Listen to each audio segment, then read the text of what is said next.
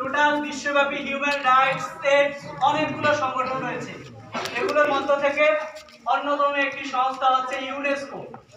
UNESCO 1999 সালে বাংলা ভাষার প্রতি সম্মান জানিয়ে, ভাষা শহীদদের প্রতি সম্মান জানিয়ে 1999 সালে 21শে ফেব্রুয়ারিকে আন্তর্জাতিক মাতৃভাষা দিবস হিসেবে ঘোষণা করে।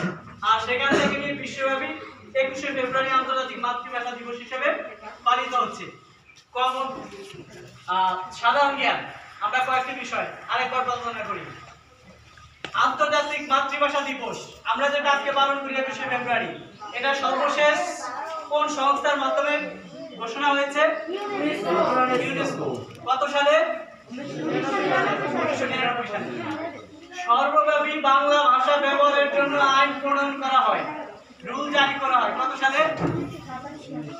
1987 সালে। কত সালে আবার বলুন? 1987 সালে। বাংলা ভাষাই একমাত্র রাষ্ট্রভাষা, এই আইন পাস করা হয় কত সালে? 1971 সালে। পাকিস্তানের সর্বোচ্চ সংবিধান প্রণয়ন করা হয় কত সালে? 1956 সালে। কত সালে? উর্দু এবং বাংলা এই দুইটা হবে পশ্চিম এবং পূর্ব পাকিস্তানের রাষ্ট্রভাষা, এই আইন পাস করা হয় কত সালে? 1956 সালে। সংবিধান যখন রচনা করা হয় তখনই আইন প্রণয়ন করা হয় 216 নম্বর অনুচ্ছেদে, পাকিস্তান সংবিধানের 216 নম্বর অনুচ্ছেদ। এরপরে বাংলা ভাষাকে রাষ্ট্রভাষা হিসেবে স্বীকৃতি দেওয়া হয়, পাকিস্তান সরকার স্বীকৃতি দেন কত সালে? 1954 সালে। ভাষা বাংলা ভাষাকে রাষ্ট্রভাষা করার জন্য আন্দোলন সর্বপ্রথম কত তারিখে করা হয়? 21শে ফেব্রুয়ারি 1952 সাল। 2 দিন হরতাল পালিত হয় ভাষা আন্দোলনকে কেন্দ্র করে। কত তারিখ? 22-23 ফেব্রুয়ারি। 22শে ফেব্রুয়ারি 3 জন শহীদ হয়েছে ভাষা আন্দোলনের জন্য। কি নাম? শফিউর রহমান, আউয়াল, ওলিউল্লাহ। 21শে ফেব্রুয়ারি একজন কমার্শিয়াল কেসের ছেলে শাহাদাত বরণ করেছে, তার নাম কি? রফি। তার নাম কি? রফি।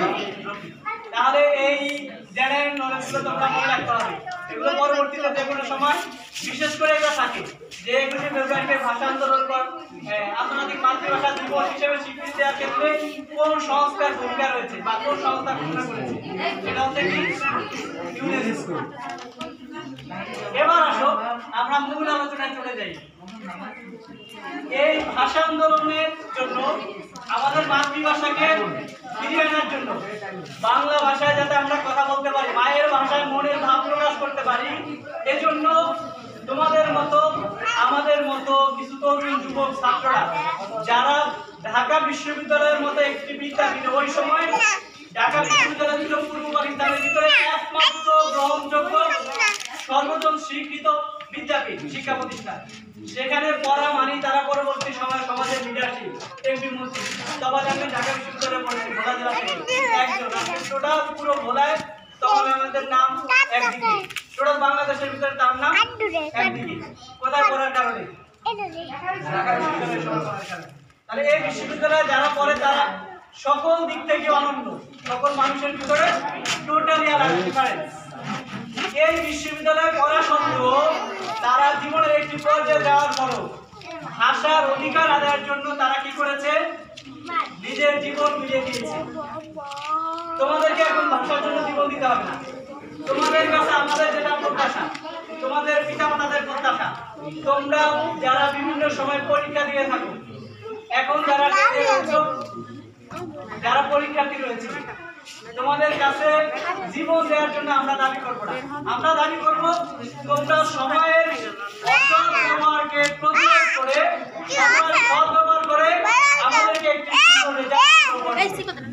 অন্যান্য ক্লাসে যারা রয়েছে তারাও পিতামাতার প্রত্যাশা পূরণ করার জন্য খেলার টাইমে খেলতে যাই, একটু ঘোরার টাইমে খেলতে যাই, বন্ধু বান্ধবের সাথে আড্ডা দেয়, বিকেলবেলা আমাদের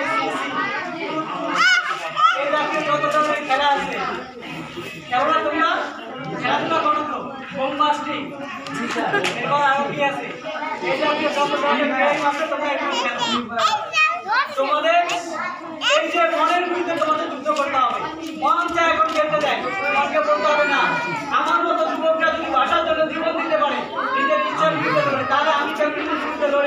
ভালো রেজাল্ট করার জন্য পড়তে হবে। খেলার টাইমে পড়তে হবে ভালো রেজাল্ট করার জন্য।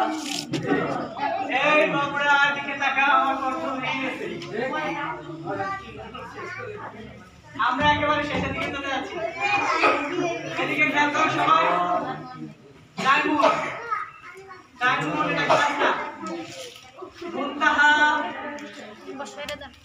হ্যাঁ, আমরা বলেছি ভাষা শহীদরা যেভাবে নিজের জীবনটা বিলিয়ে দিয়ে তারা অন্যায়ের সাথে আপোষ করে নেয়, অন্যায়ের সাথে আপোষহীনভাবে নিজের জীবন বিলিয়ে দিয়ে পরবর্তী সময়ে আমাদের জন্য একটি শিক্ষা রেখে গিয়েছেন যে কখনো ন্যায়ের জন্য, কোনো দাবি আদায়ের জন্য, কোনো কিছু অর্জন করার জন্য প্রয়োজন হলে নিজের জীবন কি করতে হবে, বিলিয়ে দিতে হবে।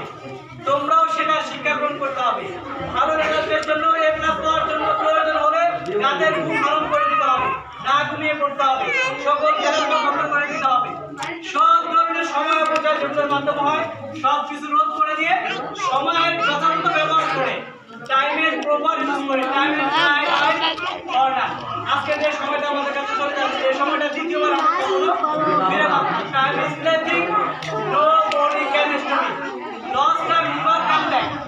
যে সময় চলে যায় এটা কখনো দ্বিতীয়বার ফিরে আসে না। এজন্য তোমাদের এখনই সময়কে কাজে লাগিয়ে নিজের ভবিষ্যৎ ফিউচার লাইফকে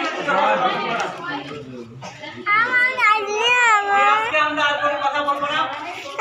আমাদের বিভিন্ন প্রতিযোগিতা ছাড়া সমাজ সভ্যতার জন্য আমরা সেই প্রতিযোগিতাগুলো ছাড়তে পারি নাই।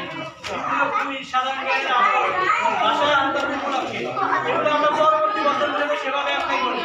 তোমরা সেভাবে প্রিপারেশন নাও। তোমাদের সকলের দীর্ঘায়ু উজ্জ্বল ভবিষ্যৎ কামনা করে আমরা আমাদের আজকে ভাষা আন্দোলন উপলক্ষে শিক্ষা শিল্প এখানেই সমাপ্তি ঘোষণা করছি।